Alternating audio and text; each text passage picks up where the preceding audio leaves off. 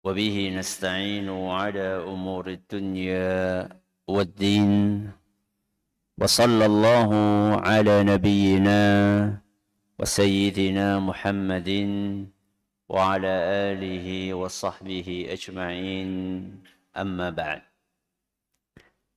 Kita panjatkan puja dan puji syukur kehadirat Allah Subhanahu wa taala. Pada kesempatan malam yang berbahagia kali ini, hari Rabu malam Kamis tanggal 22 Safar 1448 Hijriah atau yang bertepatan dengan tanggal 5 Agustus tahun 2026, kita masih kembali diberi kekuatan, kesehatan, hidayah, serta taufik dari Allah Jalla wa'ala, sehingga kita bisa kembali menghadiri pengajian rutin tafsir Al-Quran di Masjid Agung Darussalam Purbalingga. Kita berharap semoga Allah Subhanahu wa ta'ala melimpahkan kepada kita semuanya ilmu yang bermanfaat, sehingga bisa kita amalkan sebagai bekal untuk menghadap kepada Allah Jalla wa'ala. Allahumma amin. Salawat dan salam semoga senantiasa tercurahkan kepada junjungan kita Nabi Agung Muhammad sallallahu alaihi wasallam, kepada keluarganya, sahabatnya, dan umatnya yang setia mengikuti tuntunannya hingga di akhir nanti. Seperti biasanya, sebelum kita mengawali materi malam hari ini, kita akan membaca sebagian dari ayat-ayat yang termaktub dalam surat yang mulia, surat Abasa. Semoga Allah Subhanahu wa ta'ala memberkahi majelis kita. A'udzu billahi minasy syaithanir rajim.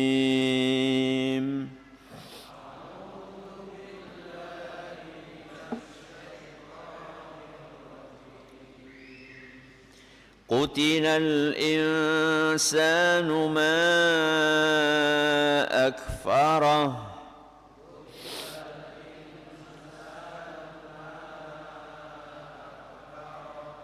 من أي شيء خلقه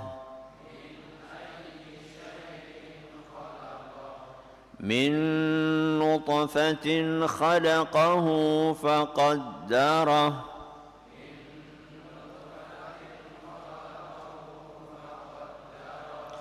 ثم السبيل يسره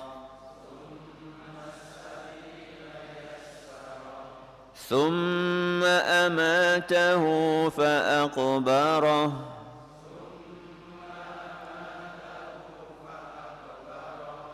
ثم إذا شاء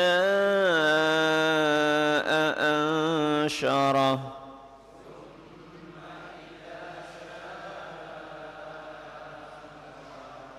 كلا لما يقض ما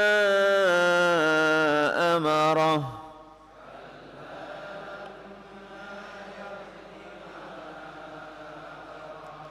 فلينظر الإنسان إلى طعامه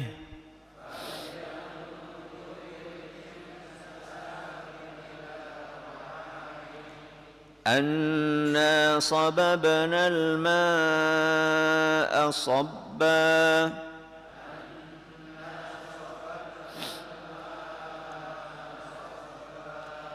ثم شققنا الأرض شقا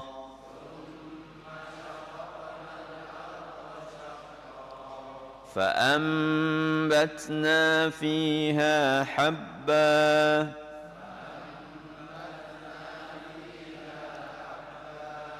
وعنبا وقضبا وزيتونا ونخلا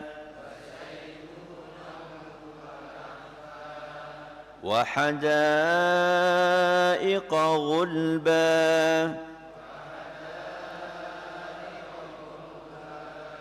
وفاكهة وأبا متاعا لكم ولأنعامكم.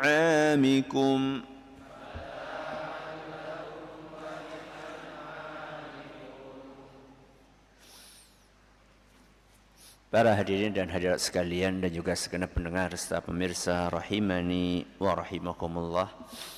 Sebelum kita memasuki materi hari ini, mohon keikhlasannya untuk mendoakan saudara kita Bapak Ahmad Kadiro yang sedang diuji oleh Allah Subhanahu wa taala dengan sakit dan sedang dirawat di rumah sakit. Semoga Allah Subhanahu wa taala berkenan untuk mengaruniakan kesembuhan total kepada beliau dan juga kepada saudara-saudara kita sesama muslim yang sedang diuji oleh Allah Subhanahu wa taala dengan sakit. Bismillahirrahmanirrahim. Alhamdulillahi rabbil alamin. Arrahmanir rahim. Allahumma salli ala Muhammad wa ala ali Muhammad kama sallaita ala Ibrahim wa ala ali Ibrahim innaka Hamidum Majid. Allahumma rabban nas mudhibal ba's ishfi Pak Ahmad Kadiro anta syafi la shifaa illa shifaa'uk shifaa'an la yughadiru saqama. Allahumma rabban nas mudhibal ba's ishfihi wa mardal muslimin anta syafi la shifaa illa shifaa'uk shifaa'an la yughadiru saqama. Allahumma rabban nas mudhibal ba's ishfihi wa mardal muslimin anta syafi la shifaa illa shifaa'uk shifaa'an la yughadiru saqama. Wa akhiru da'wana anil hamdulillahi rabbil alamin. Jamaah sekalian rahimani wa rahimakumullah. Ayat yang terakhir kita bahas ayat ke 23. Apa bunyinya? Kalla lamma yaqdi ma amarah. Di ayat yang ke-23 Allah Subhanahu wa taala dengan tegas menyatakan bahwa manusia itu belum menunaikan apa yang diperintahkan oleh Allah Subhanahu wa taala kepadanya. Manusia belum menunaikan apa yang diperintahkan oleh Allah kepadanya. Masalah atau bukan ini? Masalah.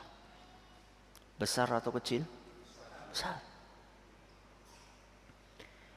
Maka Allah Subhanahu wa taala setelah menyampaikan sebuah masalah besar, Allah menyampaikan apa solusinya. Solusi dari masalah yang kita hadapi ini, bahwa kita sering lalai, kita sering cuek, kita sering abai dengan perintah Allah Subhanahu wa taala. Apa solusinya untuk memperbaiki itu? Allah jelaskan solusinya di ayat berikutnya. Ayat keberapa? 24. Apa bunyinya?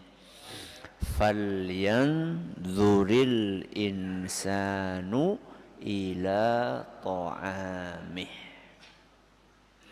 Solusinya adalah hendaknya manusia memperhatikan makanannya. Loh, masa memperhatikan makanan jadi apa? Solusi. Karena ketika kita memperhatikan makanan yang kita konsumsi tersebut, kita akan bisa menyadari betapa besarnya nikmat yang Allah berikan kepada kita. Saat seorang menyadari banyak dan besarnya nikmat yang Allah berikan kepadanya, maka dia akan termotivasi untuk memperbaiki diri. Dia akan tergerak untuk menjalankan perintah-perintah Allah yang telah memberikan kepadanya begitu banyak nikmat. Inilah korelasi antara ayat 23 dengan ayat apa? 24. Ayat 23 menyebutkan sebuah masalah dan ayat ke-24 menyampaikan apa? Solusi dari masalah tersebut. Baik. Mari kita lihat kata per kata. Fal yanzuril insanu ila ta'amih. Pertama kita bahas terlebih dahulu kata fal yanzur. Fal yanzur kalau dilihat di kamus bahasa Arab, maka kita akan temukan bahwa nazara yanzuru artinya adalah melihat. Melihat berarti dengan apa? Dengan mata. Pertanyaannya, apa cukup kita hanya melihat dengan mata saja? Tidak cukup. Karena nuwun sewu, sapi pun punya mata. Kucing pun punya mata. Orang kafir pun punya mata. Tapi yang dimaksud di sini bukan sekedar melihat dengan mata. Akan tetapi melihat dengan akal. Melihat dengan hati. Sehingga melihatnya itu bukan sekedar melihat, akan tetapi setelah melihat dia merenung. Dia memperhatikan, dia berpikir, dia mengambil kesimpulan dan pelajaran dari apa yang dilihatnya. Guru kami dulu di pondok sering mengingatkan kami, kalian itu nek melek ojo koyo meleke walang. Ojo koyo berarti ini orang apa? Jawa Timur. Nek wong Banyumas apa?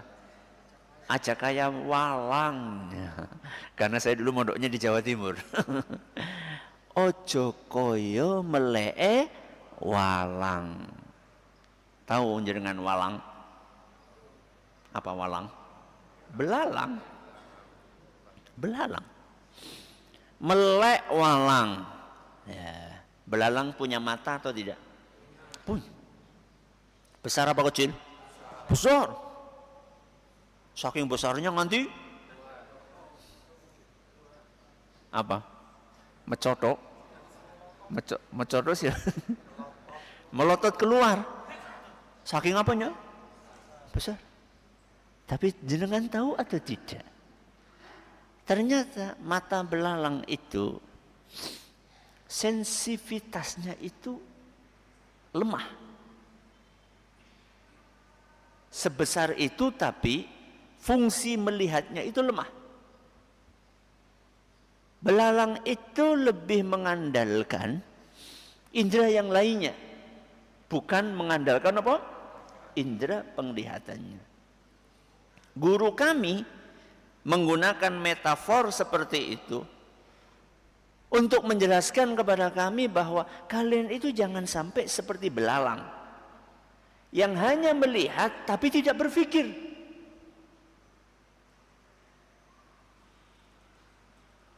Mendengar tapi dia tidak berpikir.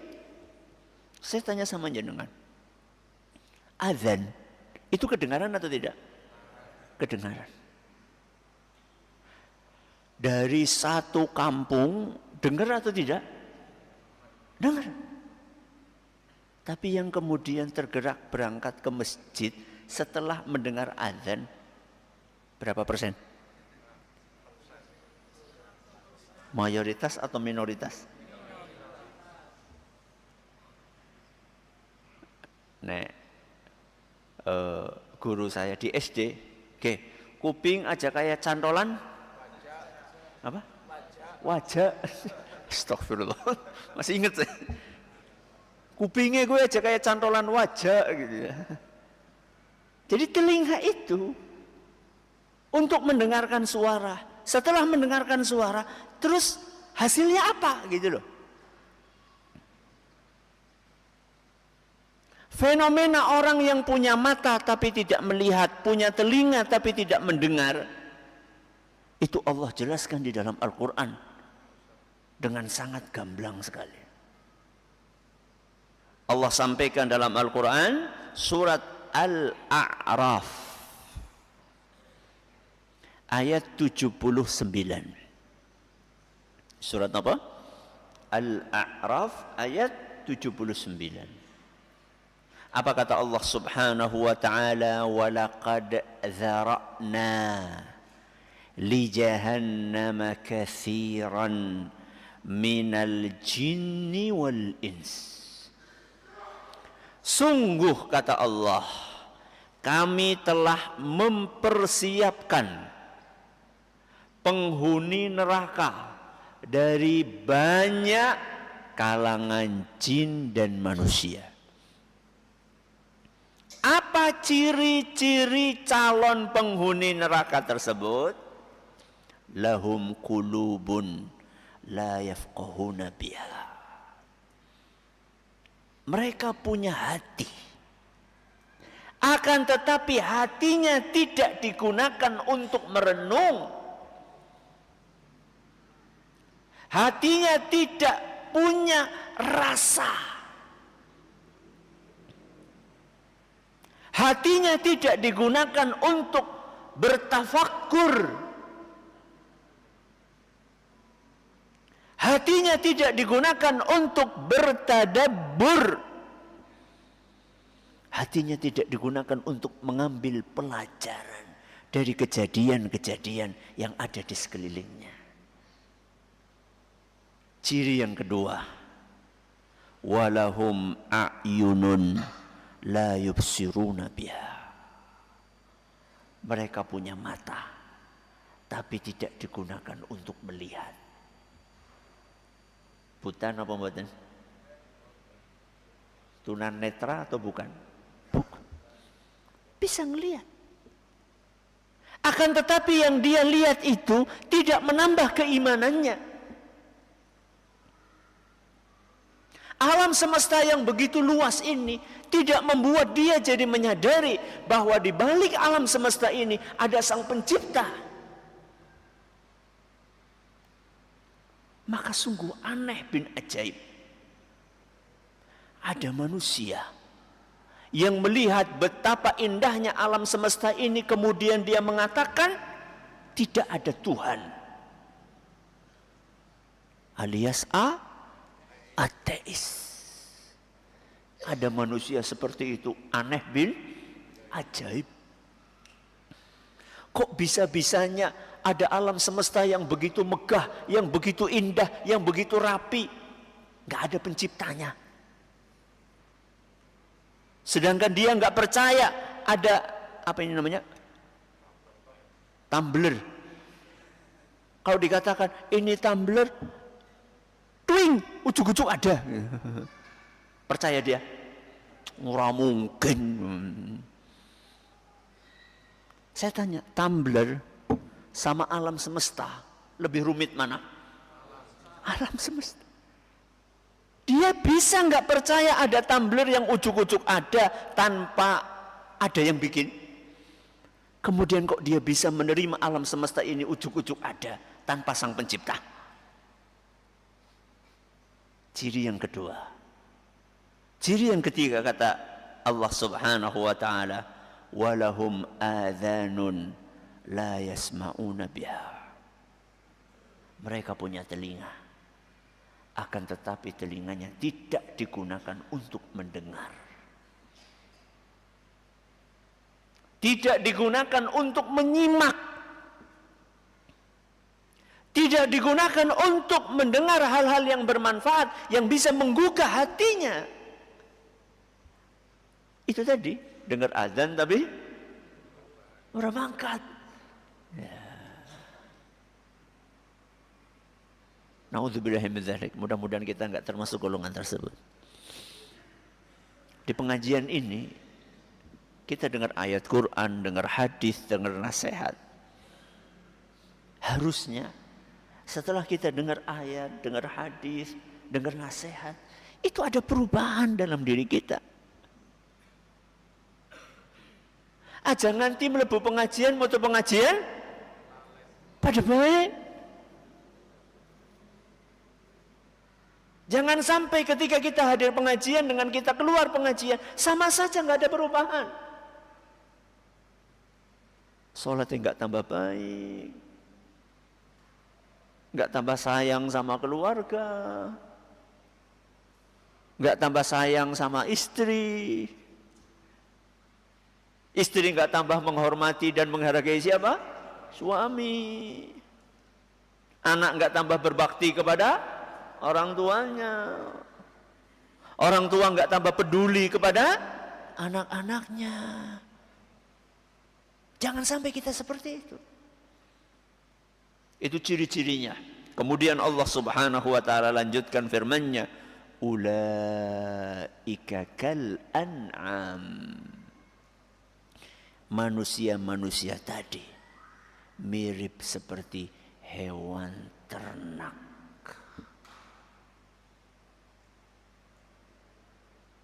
Gak ada di antara kita yang mau diomongnya apa? Kok kayak sapi? Tapi itu realita. Mereka itu seperti hewan ternak. Kenapa? Karena hewan ternak itu juga punya mata. Hewan ternak juga punya telinga. Hewan ternak juga punya hati dalam arti jantung. Ya. Kambing ketika dibeleh wonten jantungnya mboten. Ada. Tapi apa kata Allah Subhanahu wa taala? Balhum adall. Justru manusia-manusia itu tidak sekedar seperti hewan ternak, bahkan lebih sesat daripada hewan ternak. Wajar kalau hewan ternak, sapi, kambing, onta tidak mengambil pelajaran dari apa yang dia lihat. Wajar, karena mereka nggak punya akal. Yang parah kan manusia. Oleh Allah Subhanahu wa taala udah dikasih mata, udah dikasih telinga, udah dikasih hati, udah dikasih akal, kok nggak mengambil pelajaran dari apa yang dia lihat? Oke. Falyanzur. Hendaklah dia memperhatikan. Siapa? Falyanzuril insan. Insan artinya apa? Manusia. Siapa? Siapa saja? Laki-laki atau perempuan? Besar apa kecil? Tua atau muda? Semuanya. Orang Islam atau non-Islam? Semuanya. Ustadz apa jamaah? Kabehan. Kiai apa santri? Kabehan. Gak ada bedanya. Semua manusia disuruh oleh Allah Subhanahu wa taala untuk melakukan tadabbur dan tafakkur. Gak dibeda-bedakan apapun jenis kelaminnya, berapapun umurnya, apapun status sosialnya, mau dia pejabat, mau dia rakyat, mau dia dosen, mau dia mahasiswa, mau dia guru, mau dia murid, ya, semuanya disuruh oleh Allah Subhanahu wa taala untuk melakukan ibadah ini. Falyanzuril insanu ila ta'amih. Hendaklah manusia memperhatikan makanannya. Nya niku siapa? Manusia. Berarti kita disuruh melihat sesuatu, memperhatikan sesuatu yang setiap hari kita apakan? Pegang, angkat, kunyah, telan, diproses, dikeluarkan. Allah sengaja menggunakan kalimat ila ta'amih. Mih itu artinya adalah makanannya. Kita sehari makan berapa kali? 3 kali temenan. Orang ngemil-ngemile. Ya. Makanan di sini termasuk minuman ya. Ya. Manusia itu kerjanya ngunyah. Ya. Saking seringnya kita ngunyah, saking seringnya kita makan, sampai kita ini kehilangan sensitivitas. Nopo sensitivitas? Kepekaan. Mati rasa. Saking nopo? Saking seringnya. Kelemahan manusia itu ketika dia sering berinteraksi dengan sesuatu, dia bisa kehilangan rasa. Contoh misalnya, apa nikmat yang setiap detik kita rasakan? Nafas. Dengan bisa istirahat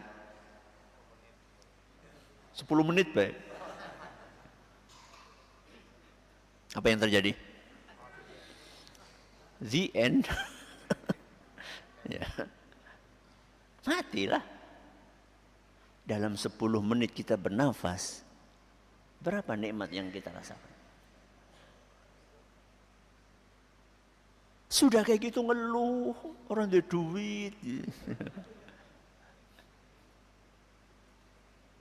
Itu nafas yang kita hirup setiap hari sekian ratus ribu ya, kali itu berapa duit itu? Ya. Saking seringnya kita bernafas sampai kita lupa bahwa ini nikmat yang sangat agung. Kapan kerasa? Ketika sesek. Entah itu karena pilek, entah itu karena asma, atau karena hal yang lainnya, atau kita dikurung di sebuah ruangan yang di situ oksigennya sangat minim, atau kita berada di sebuah tempat yang di situ polusinya sangat parah. Saat itu kita bisa merasakan subhanallah. Kadang-kadang saya ngisi pengajian di Jakarta, kadang-kadang ya, rasanya pengen cepat apa? Bali menggedung bulu. Rasanya pengen ya, menghirup nopo? Udara yang seger di pinggir sawah. Ya. Jebule malah ana sing bakar sampah serasita.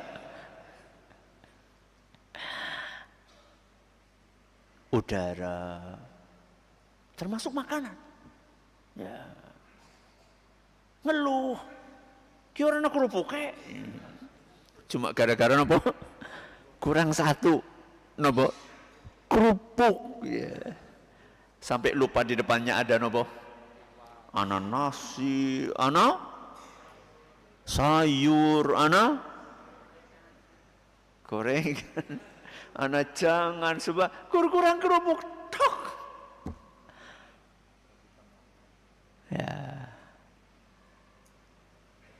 Maka Allah Subhanahu wa taala menginginkan kita supaya tidak kehilangan sensitivitas. Falyanzuril insanu ila ta'amih. Ta'amih, makanannya. Para ulama tafsir ketika mereka menjabarkan makna ayat ini, kata mereka, ketika Allah nyuruh kita untuk merenungkan makanan, itu bukan hanya ketika makanan itu sudah ada di hadapan kita. Ngelihat nasi, merenungkan nasi. Renung gitu, warnanya putih, jumlahnya pira. Tapi kita disuruh merenung sejak bagaimana makanan itu belum ada. Bagaimana makanan itu belum ada? Ketika Allah turunkan hujan. Karena turunnya hujan itu adalah proses awal padi itu apa? Tumbuh. Jadi ketika kita disuruh oleh Allah untuk merenung tentang makanan itu, bukan hanya ketika makanan itu sudah ada di hadapan kita, tapi bagaimana proses makanan itu dibikin dari tidak ada menjadi ada. Allah turunkan air hujan dari langit. Kemudian air hujan itu meresap kemana? Ke tanah. Setelah air hujan itu meresap ke tanah, kemudian Allah tumbuhkan biji tadi itu. Biji nopo? Benih padi itu. Allah tumbuhkan menjadi nopo? Menjadi batang. Lalu di situ ada para petani yang dengan sabar ngapain? Merawat tanaman tersebut. Ya. Ditunggu sekian puluh hari. Ya. Ada yang tumbuh bulirnya, ada yang tidak tumbuh bulirnya. Yang tumbuh bulirnya sama Allah dijaga supaya tidak dihabisi sama hama. Entah itu hamanya wereng atau tikus atau burung. Allah lindungi dari angin puting beliung. Sehingga semakin hari semakin berisi, awalnya hijau kemudian apa? Menguning. Allah lindungi dari banjir bandang sehingga bisa tuntas sampai kuning. Setelah kuning, Allah gerakkan hati para petani untuk apa? Untuk panen. Walaupun harga gabah memprihatinkan. Ya. Kemudian setelah itu ada yang menjemur, ya. Setelah dijemur sampai kering, kemudian diselip, ya, dikupas apanya? Kulitnya. Ya. Proses-proses sebelum nasi itu ada di atas meja kita, kita disuruh merenung. Nah, kayak gue orang mangan-mangan Ustaz. Ya kalau mangan orang apa-apa, nggak apa-apa. Sambil makan nggak apa-apa, sambil merenung gitu loh.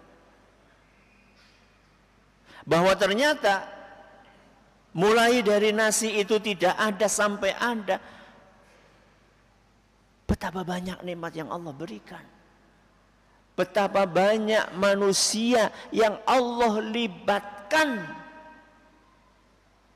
agar nasi itu siap di atas meja kita.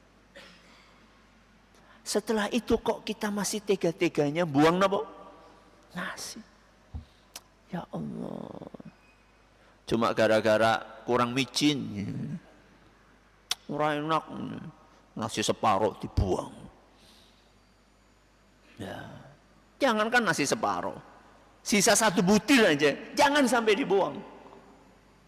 Karena kata Nabi SAW, kita tidak tahu di mana berkahnya. Jadi makanan itu yang ada di atas piring kita itu ada yang diberkahi oleh Allah Subhanahu wa taala dan kita tidak tahu yang diberkahi itu bagian yang mana.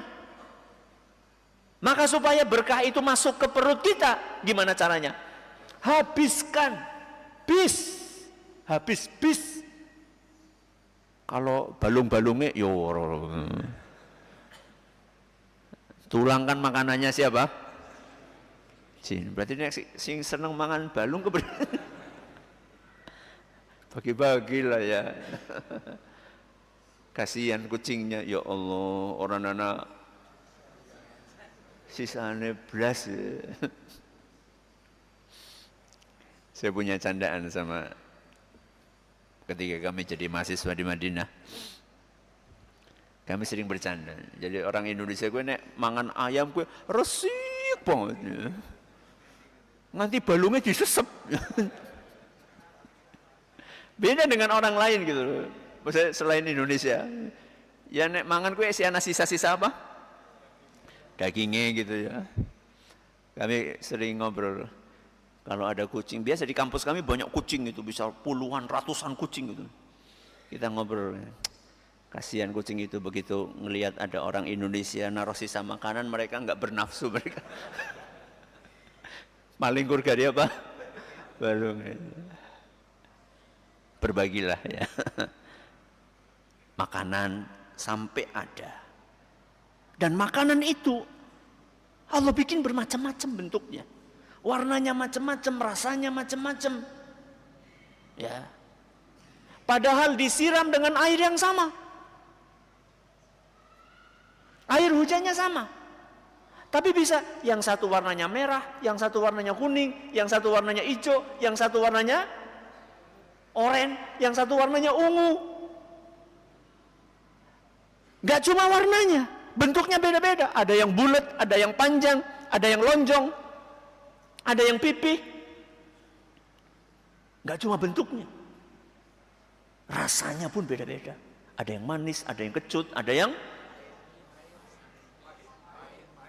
pahit. Ya, pahit juga bermanfaat. Ya. Dan manfaatnya beda-beda. Ada yang memberikan vitamin A, ada yang memberikan vitamin B, ada yang memberikan kalium, ada yang memberikan zat besi. Subhanallah. Alangkah besar nikmat Allah kepada kita. Itu baru sampai di atas meja.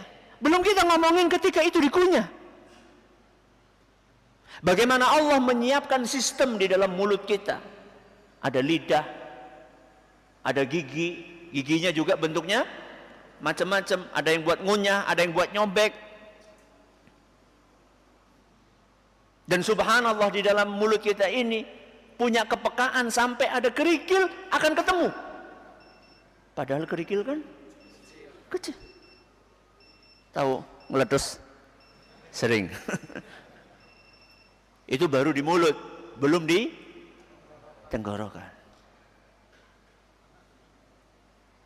Adzan dulu ya, nanti saya lanjutkan. Ini jarang-jarang ngelewati adzan. Silakan adzan dulu, nanti saya akan lanjutkan setelah adzan. Sambil nunggu apa? Qomat insyaallah. Monggo adzan dulu.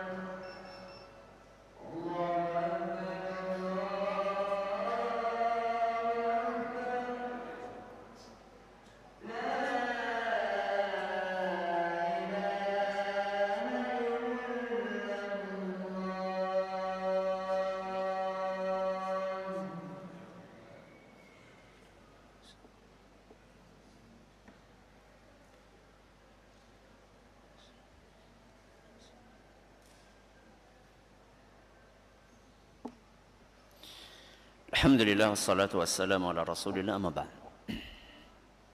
Di antara nikmat yang Allah berikan kepada kita terkait dengan makanan ini adalah nikmat mengunyah. Itu adalah bagian dari nikmat kita memanfaatkan makanan. Sistem yang Allah bikin di dalam mulut kita bukan hanya sekedar membuat makanan itu dikunyah dengan halus, akan tetapi juga mempersiapkan makanan tersebut sehingga bisa diambil nutrisinya ketika dia dikunyah. Sehingga orang yang mengunyah dengan baik biasanya jarang terjadi masalah di pencernaannya. Orang yang sering punya masalah di pencernaan itu rata-rata mangane leb-leb. Makanya ada istilah, ya, ada aturan supaya mengunyah sekian puluh kali. Ya. Kenapa? Karena di mulut kita ada enzim. Enzim ini akan keluar, ya, saat kita mengunyah, dan enzim itu bercampur dengan makanan, sehingga nantinya makanan itu akan mudah untuk diserap nutrisinya oleh perut kita, oleh lambung kita. Di mulut. Setelah dari mulut kemudian masuk lewat apa? Tenggorokan. Di tenggorokan ini juga ada sistem yang memudahkan makanan itu sehingga bisa masuk. Ya. Ada benda-benda aneh yang tidak tersortir, ya, oleh mulut kita akan tersortir oleh tenggorokan kita. Makanya kadang-kadang anak nyantol. Mendingan nyantol napa mlebu? Mendingan ora. Kan lebih ringan. Karena tinggal pergi ke dokter THT, kemudian diapain? Diambil. Atau kalau nggak mau pergi ke dokter THT, katanya kon ngemplok apa? Sega dikepel, jere lo ya. Aku tahu ya orang mlebu-mlebu. Akhirnya pergi ke dokter THT, lebih ringan daripada masuk ke mana? Perut. Ya. Jadi kirimi gambar, ya, video ada orang dioperasi jarum pentul, nyantol di mana? Ya. Masih lebih mending. Coba kalau nyantol di sini, harus dioperasi, dibedah. Sistem di mana? Sistem di tenggorokan. Kemudian masuk ke dalam perut. Ya. Ada sistem lagi di situ. Ya. Oleh perut diolah lagi supaya nutrisinya bisa diapain? Bisa diserap.